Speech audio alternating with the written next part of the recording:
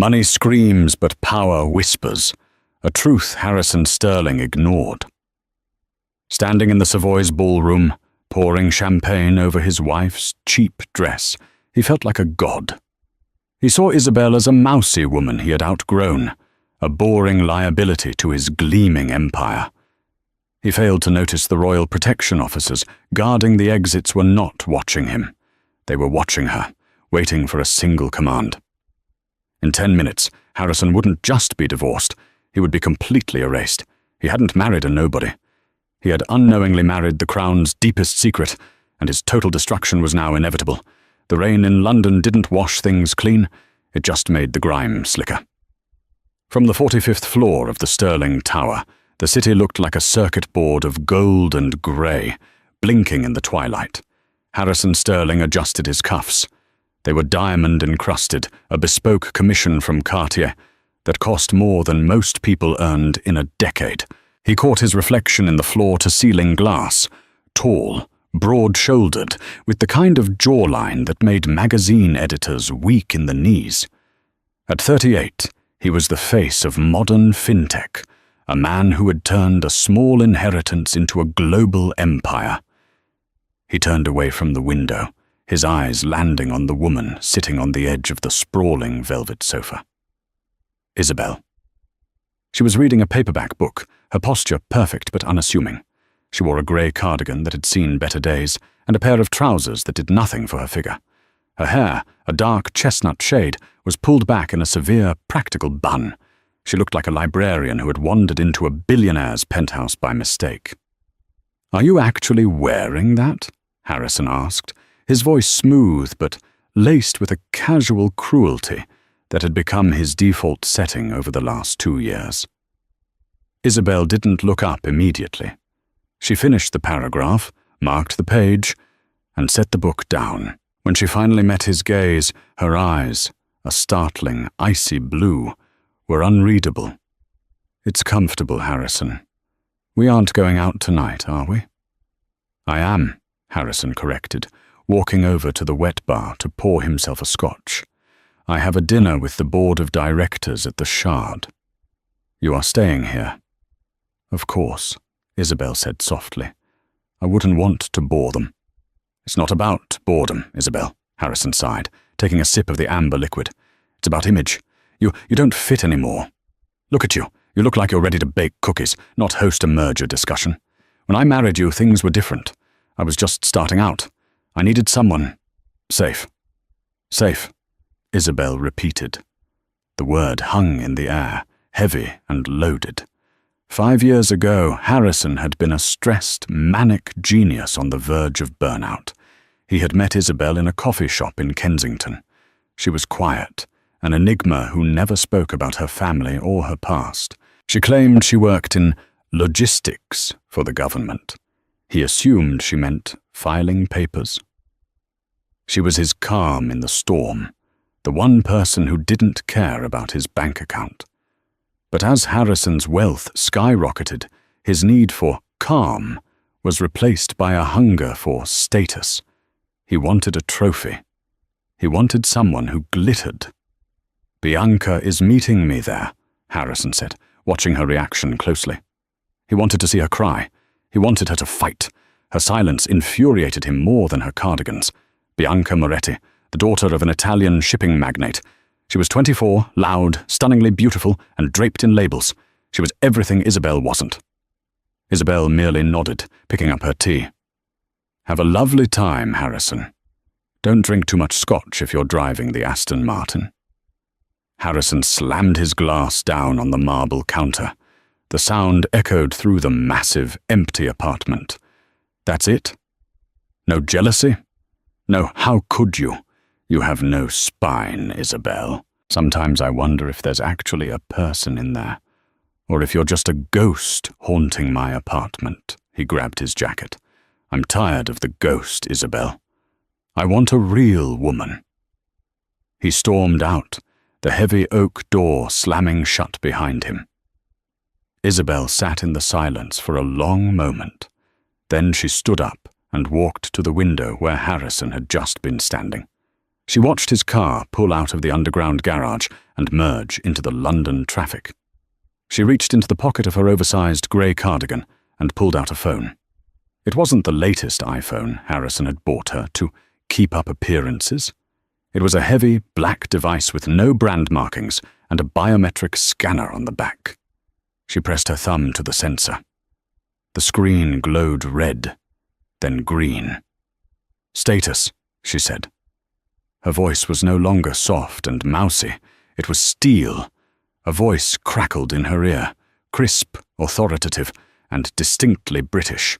"Target is moving, ma'am. The perimeter is secure. Are we still green for the extraction?" "Not yet," Isabel whispered, her blue eyes tracking the red taillights of her husband's car. "He hasn't made the mistake yet. But he's close. Let the play run." "Understood. The director sends his regards. He asks if you're ready to come in from the cold."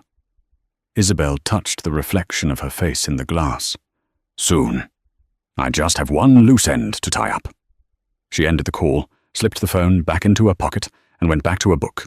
To the world, she was the boring, downtrodden wife of Harrison Sterling, but the world was about to learn that you never judge a weapon by its casing. The invitation arrived 3 days later. It wasn't mailed. It was hand-delivered by a courier in a dark suit who required a retina scan before he would hand over the envelope. It was heavy, cream-colored cardstock with gold leaf edging. The crest at the top didn't belong to a corporation or a charity. It was the royal crest of the House of Windsor. "The Royal Foundation Gala," Harrison read aloud, his hands actually trembling slightly. "Hosted at the Royal Albert Hall. Guest of honor, His Royal Highness, the Duke of Cambridge." This was it. The inner circle. The event that billionaires spent millions trying to get into, only to be rejected. This wasn't just a party. It was a validation of his existence. He looked at the bottom of the card. "Mr. Harrison Sterling and guest." He smiled, a predatory, satisfied smile. "Isabel!" he shouted.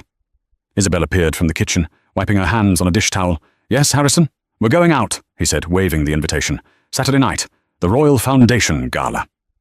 Isabel froze. For the first time in years, Harrison saw a flicker of genuine emotion on her face. Was it fear? Panic? "The Royal Gala?" she asked, her voice tight.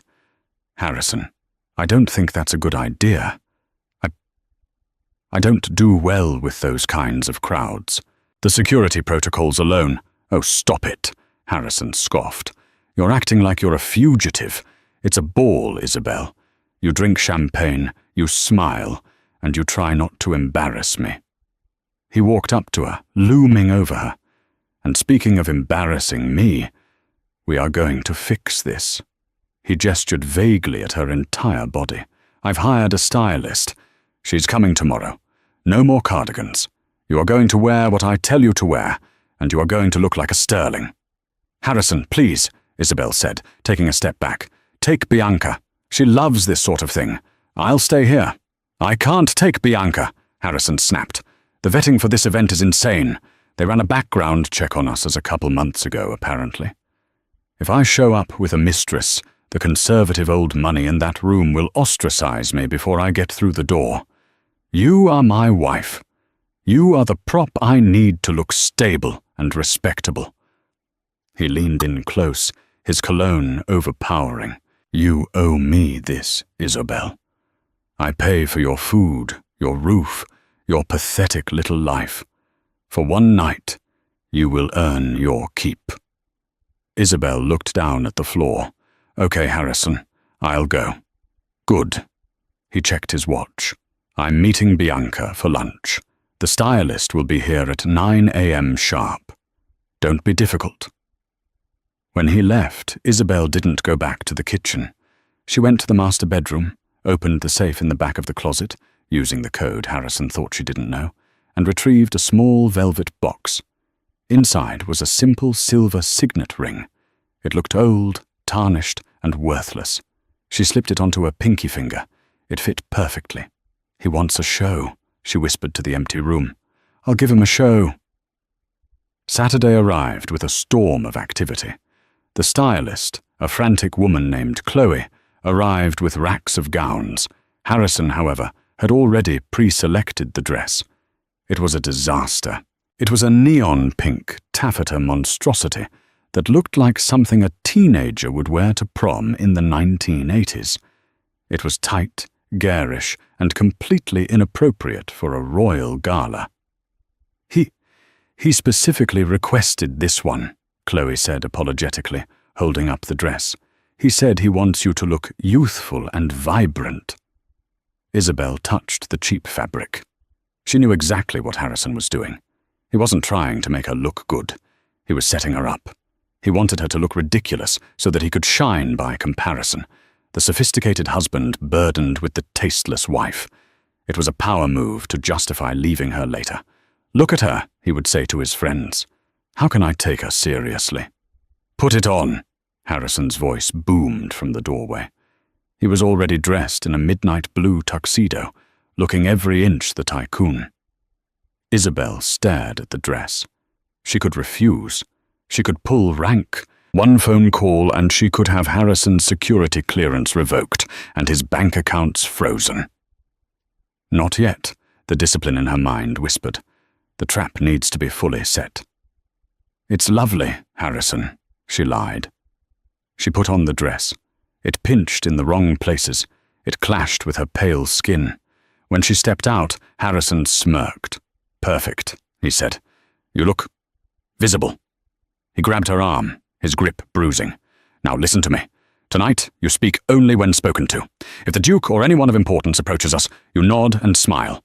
Do not talk about your knitting or your books or whatever boring nonsense fills your head. Am I clear?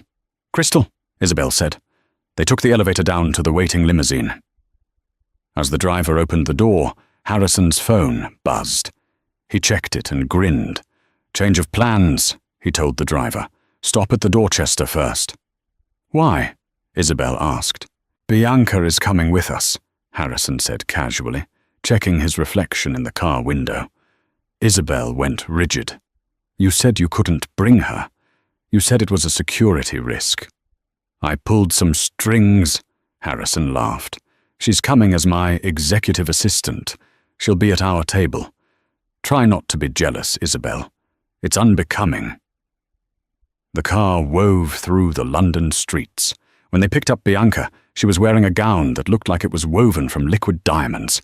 It was sleek, backless, and cost more than a house. Harrison, she squealed, sliding into the car and kissing him deeply, right in front of Isabel. She pulled back and looked at Isabel, her eyes widening in mock horror. Oh, honey, Bianca cooed, scanning the neon pink dress. Did you lose a bet? You look like a gender reveal party balloon. Harrison roared with laughter. I told you she has no taste, Tiff. Isabel said nothing. She turned her head and looked out the window as the limo approached the Royal Albert Hall. The streets were lined with barriers and crowds. Police motorcycles were everywhere. She saw the insignias on the uniforms of the officers guarding the perimeter. Not just regular police. The Royalty and Specialist Protection Command. Reyes P. She recognized the sergeant at the main gate, a man named Miller. 5 years ago, she had pulled Miller out of a burning convoy in Kabul. Isabel smiled, a faint, dangerous curling of her lips. We're here, Harrison announced, adjusting his tie. Game time. Isabel, stay 3 steps behind us. I need the paparazzi to get a clear shot of me and Bianca. As you wish, Isabel said. They stepped out of the car. The flashbulbs erupted like lightning. Harrison waved, Bianca posed, and Isabel stepped into the shadows, the neon pink dress beaming like a beacon of humiliation. But as she walked past the first line of security, she saw Sergeant Miller's eyes lock onto her. He stiffened. His hand went to his earpiece. Isabel made a subtle motion with her left hand, a quick, sharp tap against her thigh. Stand down. Hold position. Miller blinked, his face a mask of shock, but he gave a barely perceptible nod. Harrison didn't notice. He was too busy guiding Bianca up the red carpet.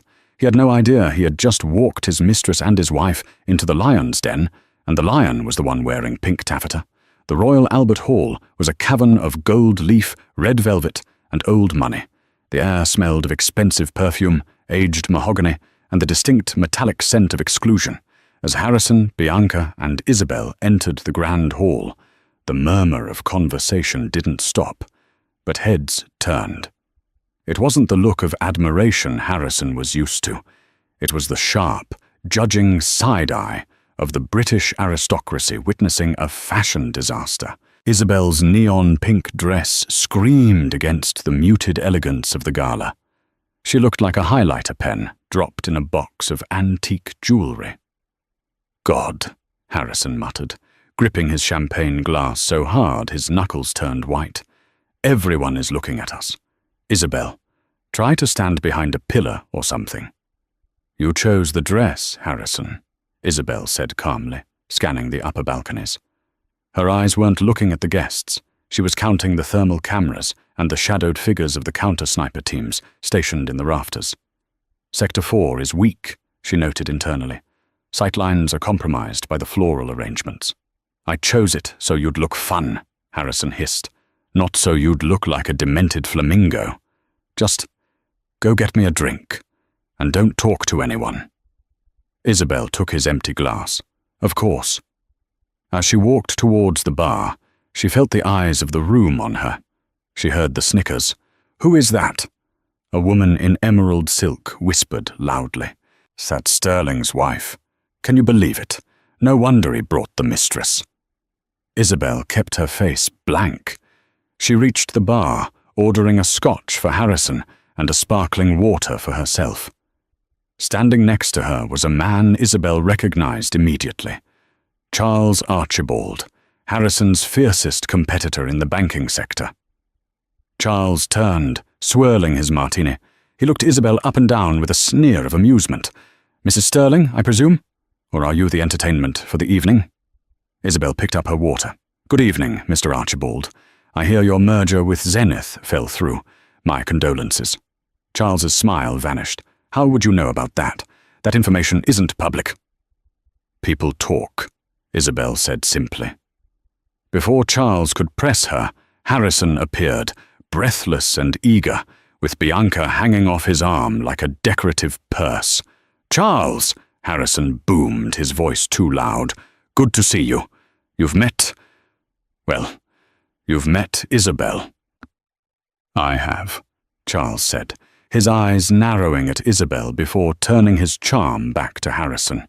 "And this must be the lovely Bianca. An upgrade, if I may be so bold, Harrison." Harrison laughed, a barking, ugly sound. "You may, Charles, you may. We all make mistakes in our youth, don't we? Isabel was a starter wife. Kept the bed warm while I built the empire. But now we play in the big leagues." He put his arm around Bianca, squeezing her waist. "Bianca is the future. Isabel is just overhead." Bianca giggled, looking at Isabel with pity. "Oh, don't be so mean, Harry. She tries. Look at her little bun. It's so quaint." Isabel stood perfectly still. The humiliation was absolute. Her husband was openly discussing replacing her with his rival in front of his mistress, while she stood there in a clown dress. "You know," Charles said, leaning in conspiratorially, "the rumor is that the Duke is looking for new private investment partners for the Royal Duchy, billions in liquidity. I'm planning to make my introduction tonight."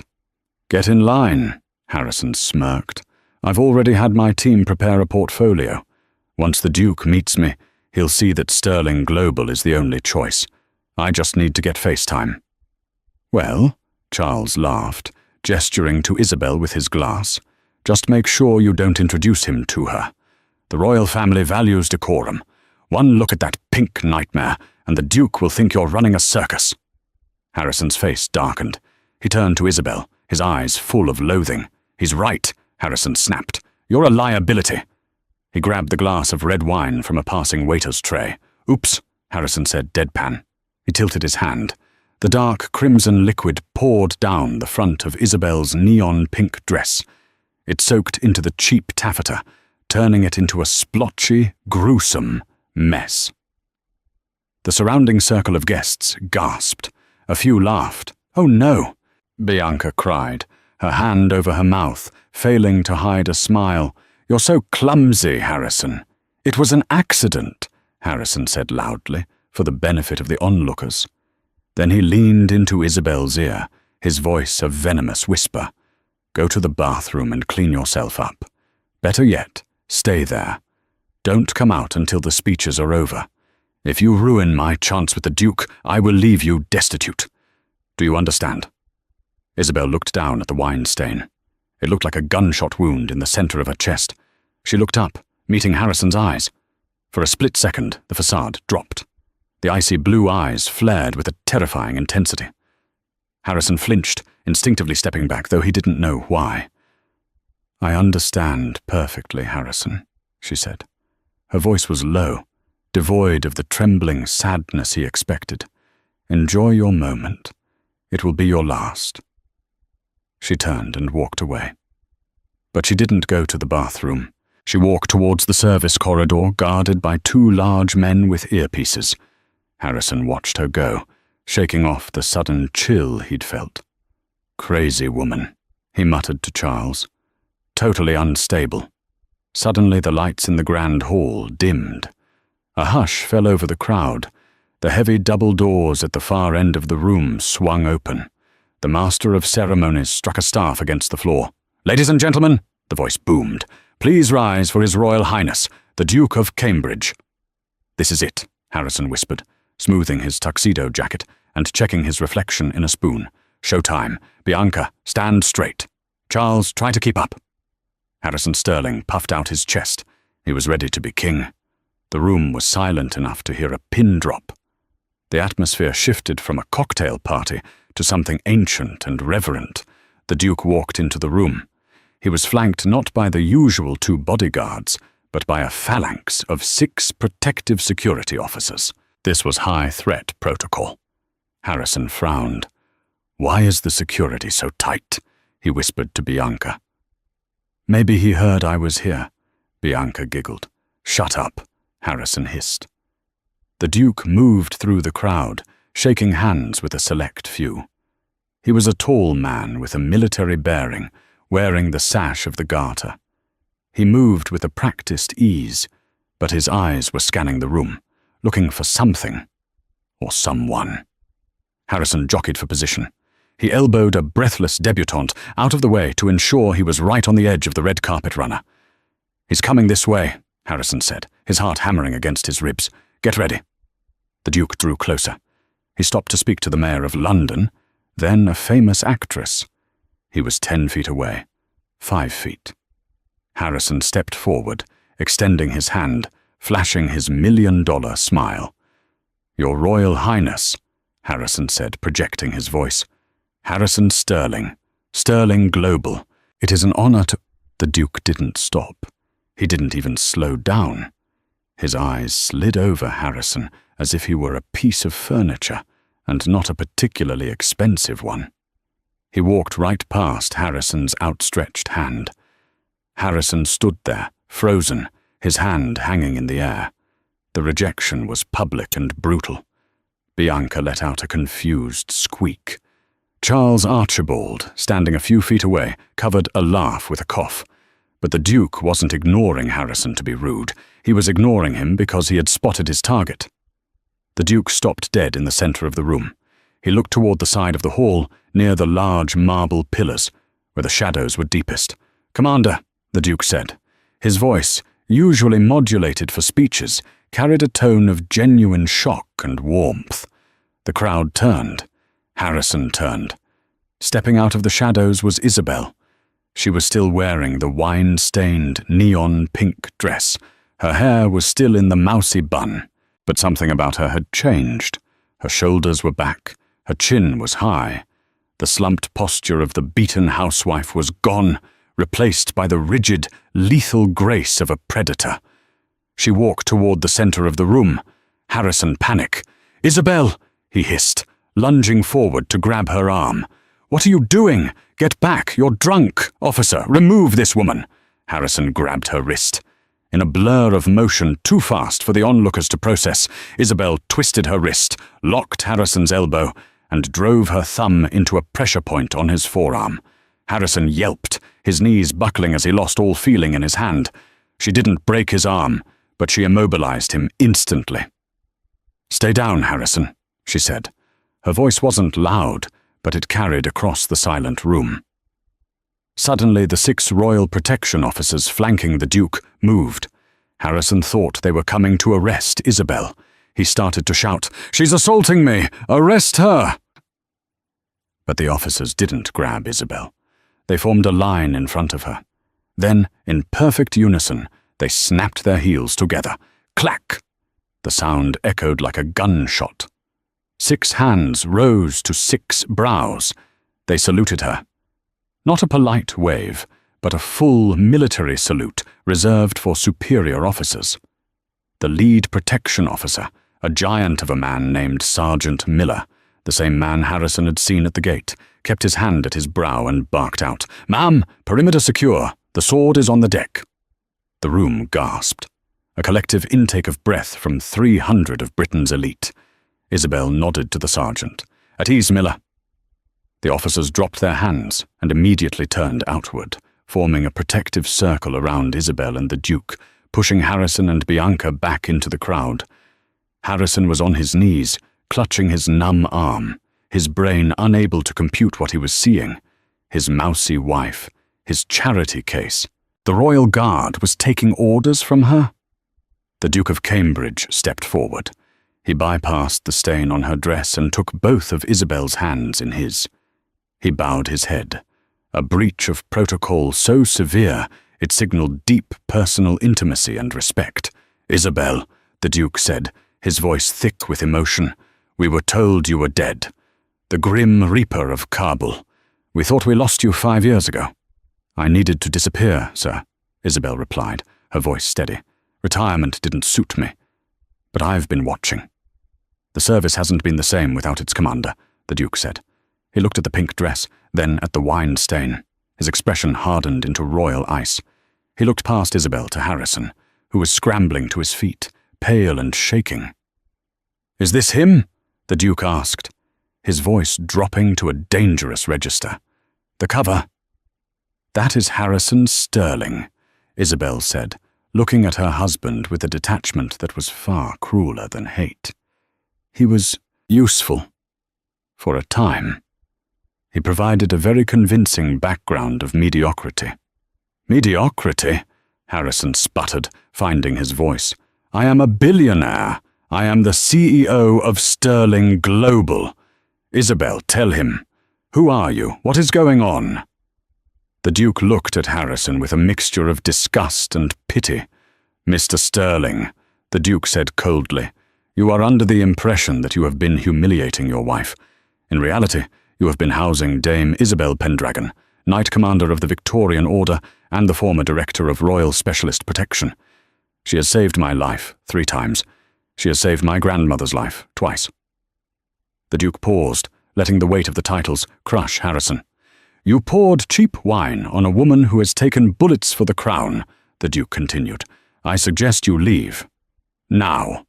Before Sergeant Miller remembers that he is currently off the clock and decides to teach you some manners." "Oh." Bianca, realizing the ship was sinking, tried to slink away into the crowd. "Not you, Miss Moretti," Isabel said. Bianca froze. Isabel reached into the pocket of her sodden pink dress and pulled out the black, biometric phone. She tapped the screen once. The massive screens behind the stage, intended to show the charity presentation, suddenly flickered. "Since we are sharing truths," Isabel said, her voice amplifying as she was handed a microphone by a scrambling technician. "Let's look at your portfolio, Harrison." On the giant screen, documents appeared. Not bank statements. Wire transfers. "Harrison Sterling didn't build his empire on genius," Isabel announced to the room. "He built it on laundering money for the Bratva through shell companies in the Caymans. I spent 5 years collecting the evidence. I just needed him to bring me into the same room as the director of the MI5 to hand it over." She pointed to a grey-haired man in the back of the room who was currently sipping champagne and nodding slowly. "The extraction is complete," Isabel said into the microphone. "Burn it down." Harrison Sterling looked at the screen. He looked at the Duke. He looked at his wife. "Isabel," he whimpered. Isabel smiled. It was the first genuine smile he had seen in years. "My name isn't Isabel Sterling," she said, "and you're broke, Harrison." The silence in the Royal Albert Hall shattered. It didn't break with applause, but with the chaotic, terrifying noise of a life being dismantled in real time. Harrison Sterling stood amidst the ruins of his reputation. The giant screen above him was still cycling through damning PDFs, emails to known cartel operatives, wire transfers disguised as charity donations, and blueprints for illegal offshore servers. "This is fake!" Harrison screamed, his voice cracking. He looked around the room, desperate for an ally. "Charles, tell them! You know how these hackers work. They're framing me." Charles Archibald took a sip of his martini, his face a mask of cool indifference. He took a deliberate step backward, widening the gap between himself and Harrison. "I'm afraid I don't know you well enough to say, Mr. Sterling. In fact, I believe we've never met." The betrayal stung, but it was nothing compared to the movement at the doors. The heavy oak doors swung open again. This time it wasn't royalty entering. It was a squad of officers in tactical gear, emblazoned with the logo of the NCA, the National Crime Agency. "Harrison Sterling!" a lead officer shouted, his voice booming over the PA system. "Secure the target!" Harrison stumbled back, bumping into Bianca. "Do something!" he yelled at her. "Call my lawyers! Call the Prime Minister!"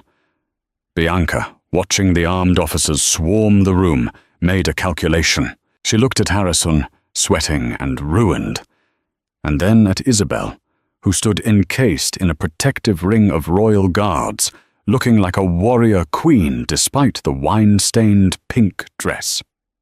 "I didn't know!" Bianca shrieked, throwing her hands up. She turned to the nearest camera crew, tears streaming down her face instantly. "I didn't know! He tricked me! I'm a victim here!" She shoved Harrison away from her. "Get away from me, you criminal!" Harrison stared at her, stunned. "Bianca, don't talk to me," she sobbed, playing to the crowd. Isabel watched this display with a cold, clinical detachment. She stepped forward, the royal protection officers parting to let her pass. She stopped 2 feet from Harrison. "The lawyers won't answer, Harrison," Isabel said softly, "because I froze the retainer fees 5 minutes ago. And the Prime Minister? He's currently being briefed on how your fintech company was actually a funnel for North Korean cyber theft. You're radioactive." Harrison looked at her. Really looked at her. For 5 years he had seen a dull, grey woman who existed to serve him. Now he saw the sharp angles of her face, the intelligence burning in her eyes, the posture of a woman who had hunted men far more dangerous than him. "Why?" Harrison whispered, the fight draining out of him. "Why did you stay? If you were this super spy, why did you stay for 5 years? Why did you let me treat you like trash? Why did you wear the cardigans? The insults? The boredom?" Isabel tilted her head. "Because, Harrison, the ghost algorithm you used to hide your money was good. It was military-grade encryption. The only way to crack it was to have physical access to your biometric data every single day for years. I needed your retina scans while you slept. I needed your fingerprints from your wine glasses. I needed to map your voice patterns." She took a step closer, her voice dropping to a whisper only he could hear. "I didn't stay because I was weak. I stayed because I was working. Every time you insulted me, every time you ignored me to take a call, you were giving me the access I needed. You thought I was your prisoner, but you were just my assignment." The NCA officers reached them. They didn't ask Harrison to come quietly. They kicked his legs apart and slammed him against the nearest pillar, cuffing his hands behind his back. "Harrison Sterling," the officer read him his rights, "you are under arrest for high treason, money laundering, and conspiracy to commit domestic terrorism." "Treason?" Harrison gasped as they hauled him up. "Terrorism? It was just tax evasion." "The money you moved funded a cell in Manchester," Isabel said, her voice turning to ice. "We stopped them. But you paid for their supplies. That makes you a terrorist, Harrison. And in this country, we bury terrorists under the prison." As they dragged him away, struggling and weeping, Harrison looked back. He saw the Duke of Cambridge place a heavy, dark suit jacket over Isabel's shoulders, covering the neon pink dress. He saw the room of billionaires bowing their heads to her, not out of politeness, but out of fear and respect. He realized then that he hadn't just lost his money. He had been outplayed by a grandmaster while he was still learning how to move the pawns. The holding cell at Belmarsh Prison was a stark contrast to the penthouse at Stirling Tower. The walls were grey concrete, the toilet was stainless steel, and the smell was of bleach and despair. Harrison had been there for 48 hours. He hadn't slept. His expensive tuxedo was gone, replaced by a grey tracksuit that was 2 sizes too small. The irony that he now looked like the mousy version of himself wasn't lost on him. The heavy steel door buzzed and clicked open. Harrison jumped up. "My lawyer? Is it my lawyer?" It wasn't. A woman walked in. She was wearing a tailored navy suit that screamed government authority. Her hair was no longer in a bun. It hung loose in sharp, glossy waves. She wore stiletto heels that clicked ominously on the concrete floor. It was Isabel. But it wasn't his Isabel. There was no softness in her face, no hesitation. She carried a thick file folder and a takeaway coffee cup. She didn't sit. She stood by the metal table, looking down at him. "Comfortable?" she asked. "Isabel, thank God." Harrison rushed forward, but stopped when she raised a single finger. The gesture was so commanding he froze instantly. "The name is Dame Pendragon," she corrected him, "or Commander. I'll answer to either. But Isabel Sterling no longer exists. I filed the annulment papers this morning. It was quite easy, considering the marriage was technically an undercover operation sanctioned by the Crown. It never legally happened." Harrison slumped onto the metal bench. "You have to get me out of here. I can fix this. I have money stashed away. Accounts you don't know about. The Zurich safety deposit box. The diamonds in Singapore." Isabel took a sip of her coffee. "The Zurich box contained $3 million in bearer bonds. We seized it at 0900 hours yesterday. The diamonds in Singapore were recovered by local authorities an hour later. You have nothing, Harrison. You are currently $400 million in debt to the British government for unpaid taxes and fines." Harrison put his head in his hands. "Bianca? Does she know?" "Bianca Moretti is currently in the cell next to yours," Isabel said, a hint of amusement in her voice. "She's singing like a canary. She told us about the bribes you paid to the port authorities in Dover. She's trying to cut a deal." "She's a traitor!" Harrison yelled. "She's a survivor," Isabel shrugged. "Like me. Only I'm better at it." She tossed the file folder onto the table. It slid across and hit his arm. "What is this?" Harrison asked. "A plea deal," Isabel said. Harrison opened it. His eyes widened. "Life imprisonment? This is a deal?" "It's better than the alternative," Isabel said, leaning in. "The cartel you were laundering money for? The Vipers? They aren't happy that their accounts have been frozen. They know you're the weak link. If you go to general population, you won't last a week. Someone will shank you in the shower for the price of a pack of cigarettes." Harrison turned pale. "This deal," Isabel tapped the paper, "puts you in a maximum security wing. Solitary confinement, 23 hours a day in a box. But you'll be alive, you'll be safe." "You want me to rot in a box for the rest of my life?" Harrison whispered. "After everything? Isabel, I loved you. In my own way, I loved you." Isabel's expression finally cracked.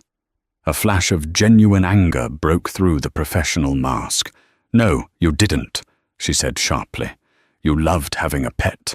You loved having someone to kick when you felt small. You loved the power. You humiliated me in public, Harrison. You made me feel small so you could feel big. Do you know how hard it is to pretend to be weak when you know you could kill a man with your bare hands.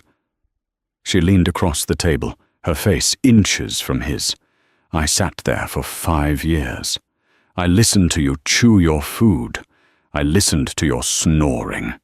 I listened to your petty, cruel insults, and I took it.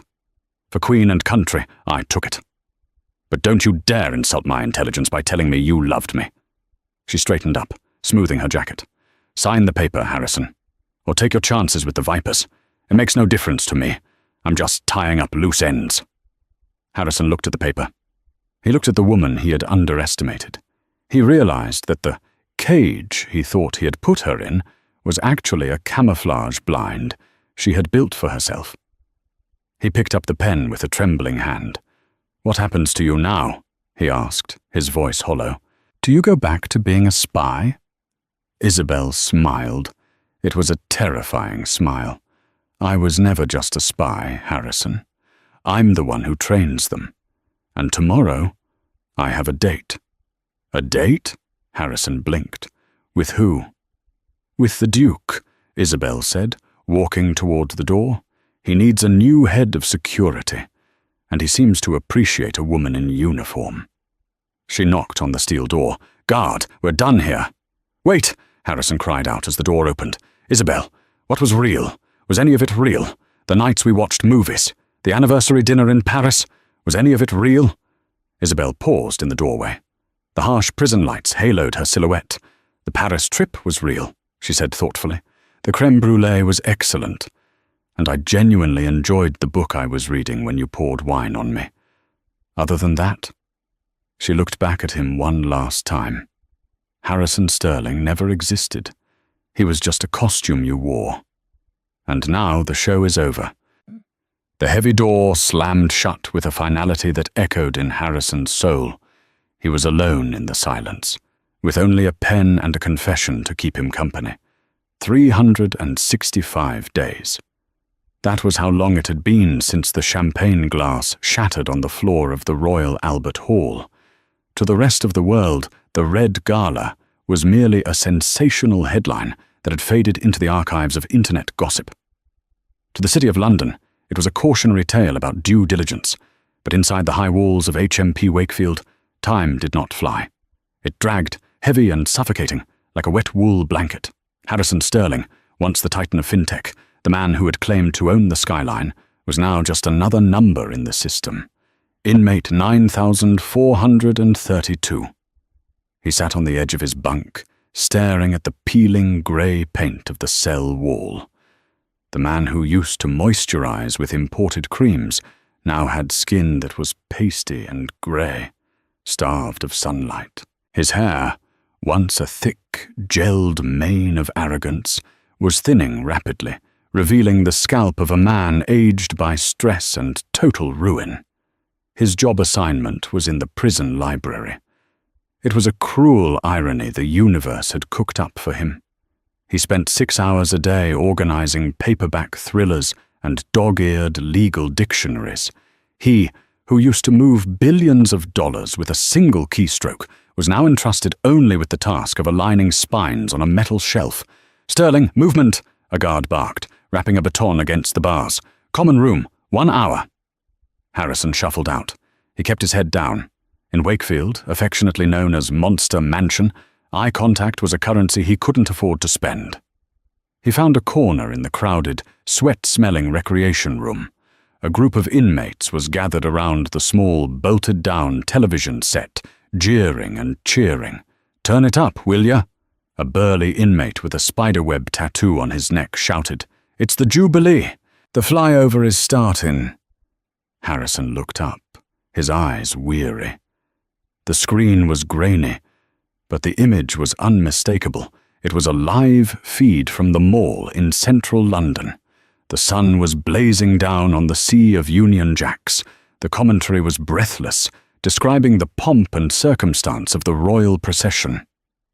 "And there is the balcony appearance," the news anchor's voice crackled through the tinny speakers.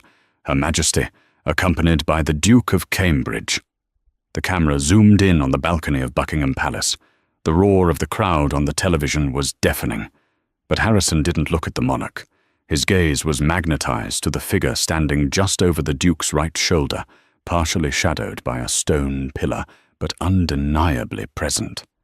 She wasn't wearing the mousy cardigans of the past. She wasn't wearing the neon-pink disaster he had forced upon her. Dame Isabel Pendragon was clad in the full ceremonial dress uniform of the Royal Specialist Protection Command. The black tunic was tailored to perfection, hugging a frame that was strong and unyielding. Gold braiding caught the sunlight, shimmering across her chest. A ceremonial sword hung at her hip, and her dark hair was swept up beneath a peaked officer's cap. She didn't look like a ghost anymore. She looked like a deity. "Cor, look at that one." The inmate with the spiderweb tattoo whistled low. "Behind the Duke. Stone-cold fox, she is. That's the Steel Dame, right? The one who took down that terror cell in Manchester last month?" "Yeah," another inmate chimed in, leaning forward. "I heard stories about her. They say she ran a 5-year deep cover-op while married to some civilian banker, lived with the bloke, ate his food, slept in his bed, all while building a case to bury him." Harrison felt the blood drain from his face. He shrank deeper into his oversized grey tracksuit. "Imagine that," the first inmate laughed, shaking his head, "being married to a woman like that. A proper weapon, and treating her like rubbish. I read the papers. The husband was a total tosser. Cheated on her with some plastic bimbo. Can you imagine the stupidity? You have a lioness at home, and you go out looking for a stray cat. I bet he's kicking himself now," the second man sneered. "If he ain't already dead." Harrison said nothing. He stared at the screen, watching Isabel lean in to whisper something to the Duke.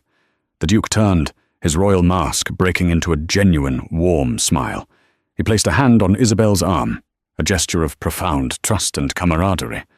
It was a look Harrison had never received, not once, in 5 years of marriage. He realized then, with a crushing weight that nearly buckled his knees, that he hadn't just lost his fortune. He had been living with a legend, and he had been too blinded by his own reflection to see her.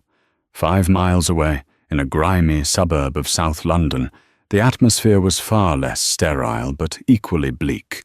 Bianca Moretti wiped a rag across the counter of Coffee and Go. The rag was grey, the water was lukewarm, and the smell of burnt beans clung to her hair like a second skin. Her deal with the serious fraud office had kept her out of a cell, but it had stripped her of everything else. Her father, the shipping magnate, had publicly disowned her to save his own stock prices. Her accounts were frozen. Her socialite friends blocked her number. Now, at 25, she was working for minimum wage, living in a bedsit that was smaller than Harrison's old walk-in closet. "Excuse me," a customer snapped, snapping her fingers in Bianca's face. "I said oat milk. This is semi-skimmed. Are you deaf or just stupid?" Bianca flinched, her hand shaking as she took the cup back. "I'm sorry. I'll remake it." "You'd better," the woman huffed, turning her attention back to her phone. Bianca turned to the espresso machine, the steam hissing violently. Above the grinder, a small television played the same broadcast that Harrison was watching. Bianca froze as the camera panned over the royal balcony. She saw the flash of gold braid. She saw the stoic, beautiful face of the woman she had once mocked. She remembered the gala. She remembered giggling behind her hand, calling Isabel a balloon, feeling so superior in her liquid diamond dress. Now, Isabel stood at the right hand of the future king, respected by millions, saluted by generals. And Bianca? Bianca was being yelled at over a 3-pound latte. Tears pricked her eyes, hot and stinging. It wasn't just jealousy. It was the humiliating realization of her own smallness. She had bet on the flash, the noise, the money. She hadn't understood that true power doesn't scream. It waits. "Miss, my coffee!" "Tiens," the customer shouted. "Coming," Bianca whispered, her voice cracking. She wiped her eyes with the back of her hand, bowing her head in a servitude she had once thought was beneath her. High above the city, The roar of the RAF flypast shook the windows of Buckingham Palace. The ceremony was winding down. The crowds were beginning to disperse, leaving a sea of red, white and blue confetti on the mall. Isabel walked through the grand corridor, the heels of her polished boots clicking rhythmically on the marble floors. The adrenaline of the day was fading, replaced by the cool, steady hum of duty fulfilled. "Dame Isabel," a voice called out. She turned to see the Duke of Cambridge approaching. He had removed his heavy ceremonial sash, looking more like a man and less like a monument. "Sir," Isabel nodded, coming to attention, though her expression was soft. "The perimeter held perfectly," the Duke said, falling into step beside her. "Scotland Yard is already singing your praises, but I wanted to speak to you about the future." He stopped by a large window overlooking the palace gardens. "There is a seat opening on the Privy Council, National Security Advisor. It would mean hanging up the field uniform, less running into burning buildings, more strategic dinners. I think you're the only one for the job." Isabel looked out the window. She saw the London skyline, the shard of glass where Harrison's Tower used to be. "I serve at the pleasure of the Crown, sir," she said quietly, "but I do enjoy the field." "You've done enough for 2 lifetimes, Isabel," the Duke said gently. "Take the seat. Besides, the dinners serve better wine than the last one you attended." Isabel laughed, a rich, genuine sound that felt foreign after years of silence. "I suppose I can handle the wine, sir, as long as I get to choose the dress this time." "I wouldn't dare suggest otherwise," the Duke grinned. "I'll leave you to your thoughts." He walked away, leaving her in the quiet grandeur of the hallway. Isabel reached into the deep pocket of her tunic. Her fingers brushed against a small, jagged piece of plastic. She pulled it out. It was a dry cleaning tag. Harrison Sterling. Suit. Navy. She had kept it in her pocket for a year. A talisman. A reminder of the patience it took to catch a wolf. A reminder of the woman she had pretended to be, the woman Harrison had tried to crush. She looked at the tag, then at her reflection in the glass. The scar on her cheek from Kabul was visible in the light. The mousy wife was dead. The warrior remained. "Goodbye, Harrison," she whispered into the silence. She dropped the plastic tag into a waste bin near the window. It fluttered down, landing among discarded schedules and wrappers, trash among trash. Isabel didn't look back. She adjusted her cap, checked the position of her sword, and turned on her heel. She walked down the long, golden corridor, stepping out of the shadow of her past and into the blinding light of her future. The game was over, and the Queen of Spades had won every hand. And that is the story of how Harrison Sterling learned the hardest lesson of all. Silence isn't weakness, and humility isn't submission. He thought he was playing a game of chess, but he didn't realize his opponent had already designed the board. If you enjoyed this story of karma, betrayal, and the ultimate comeback, please smash that like button. It really helps the channel grow. Don't forget to subscribe and hit the bell icon so you never miss a story. What would you have done if you were Isabel?